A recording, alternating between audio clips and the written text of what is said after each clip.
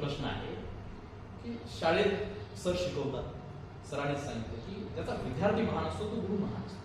त्यामुळे प्रत्येक शिक्षकाला वाटतं की माझ्या विद्यार्थ्यांना काहीतरी कर्तृत्व केलं पाहिजे, त्याचं नाव लिहिलं पाहिजे. मी मागच्या वेळेस असं सांगितलं की गुरुदक्षिणा काय असते की समाजात जेव्हा तो विद्यार्थी जातो त्या समाजातल्या लोकांनी म्हणलं पाहिजे की याचे नेमके गुरु कोण आहे.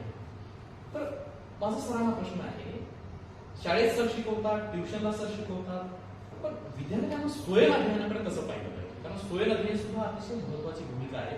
तर शिक्षक आणि पालक याच्या व्यतिरिक्त ही विद्यार्थ्याची भूमिका आहे, स्वतःच्या अभ्यासाची भूमिका आहे. तर स्वयं अध्ययनाकडे विद्यार्थ्यांनी पाहिलं कसं पाहिजे, त्यांनी कसं केलं?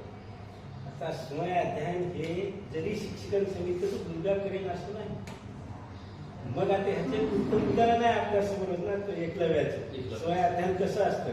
त्यांनी जेव्हा तिकडं नकार दिला शिक्षणासाठी, तेव्हा तो जंगलात आला, गुरुजीची प्रतिमा तयार केली, गुरुजी समोर बसले, ते गुरुजीच मला शिकवतात असं हे करून स्वतःच ते शिकले. याला स्वयं अध्ययन म्हणजे. मग जर तुम्ही एकलव्य झालात तर आपला गुरुजी प्रत्येक गोष्टीला मार्गदर्शन करावं असं काही नाही. मार्गदर्शनाची गरज आहे हे निश्चित, पण जेव्हा आपण स्वयं अध्ययनाकडे वळतो, स्वतःची मग आपला कळेल त्यावेळेस की आपण अभ्यास म्हणजे काय, शेवटी सराव. सरावालाच आपण अभ्यास म्हणतो. सराव म्हणजे अभ्यास, अभ्यास म्हणजे सराव आहे.